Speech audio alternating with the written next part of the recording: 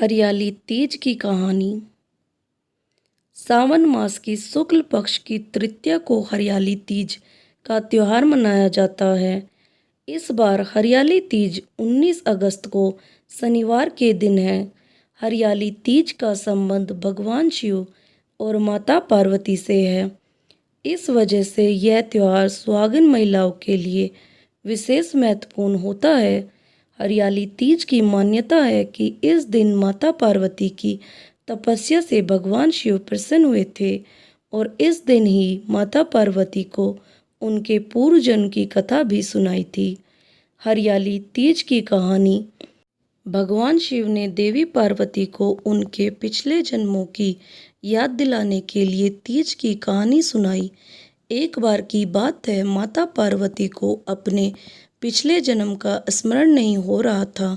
तब भोलेनाथ माता से कहते हैं कि हे पार्वती, आपने मुझे पाने के लिए 107 बार जन्म लिया, लेकिन आप मुझे पति के रूप में नहीं पा सकी थी। लेकिन 108वें जन्म में आप पर्वतराज हिमालय के घर में पैदा हुई और मुझे वर के रूप में पाने के लिए घोर तपस्या की।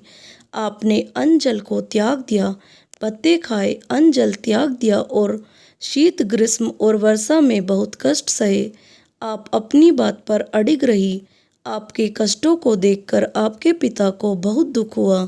तब नारद मुनि आपके घर आए और कहा कि भगवान विष्णु ने मुझे भेजा है। भगवान आपकी बेटी से बहुत खुश है और उन्होंने शादी का प्रस्ताव भेजा है। पर्वतराज खुशी खुशी आपका विवाह विष्णु से कराने के लिए तैयार हो गए। नारद जी ने विष्णु को यह शुभ समाचार सुनाया, लेकिन जब आपको इसका पता चला तो बहुत दुख हुआ। आपने मुझे पहले ही अपने पति के रूप में स्वीकार कर लिया था।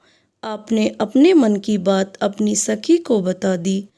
आपकी सखी ने आपको एक घने जंगल में छिपा दिया, जहां आपके पिता नहीं जा सकते थे। वहां आप तपस्या करने लगी। आपके गायब होने से पिता चिंतित होकर सोचने लगे कि क्या होगा अगर विष्णु जी इसी बीच बारात ले आए। शिवजी ने आगे पार्वती जी से कहा, आपके पिता ने आपकी खोज में तीनों लोकों को मिला दिया, लेकिन आप नहीं मिली। गुफा में रेत से शिवलिंग बनाकर आप मेरी पूजा में लीन हो गई। मैं आपकी भक्ति से प्रसन्न हुआ। मैंने आपकी इच्छा पूरी करने का वादा किया। आपके पिता आपको खोजते हुए गुफा में पहुँचे। आपने बताया कि शिव को पति रूप में प्राप्त करने के लिए अधिकांश जीवन तपस्या में व्यतीत हुआ है। आज तपस्या सफल हुई। शिवजी ने मेरा पत्नी के रूप में वर्ण कर लिया। मैं एक शर्त पर आपके साथ घर चलूंगी, जब आप मेरा विवाह शिवजी से करने के लिए राजी हो जाओगे। पर्वतराज हमारा विवाह कराने के लिए राजी हो गए। बाद में हमने पूरे विधि विधान से शादी कर ली। हे पार्वती, आपने जो कठोर व्रत रखा था उसके कारण हम विवाह कर सके। जो भी स्त्री इस व्रत को मन से करती है उसे मैं मनवांछित फल देता हूँ। बोलो भोलेनाथ की जय।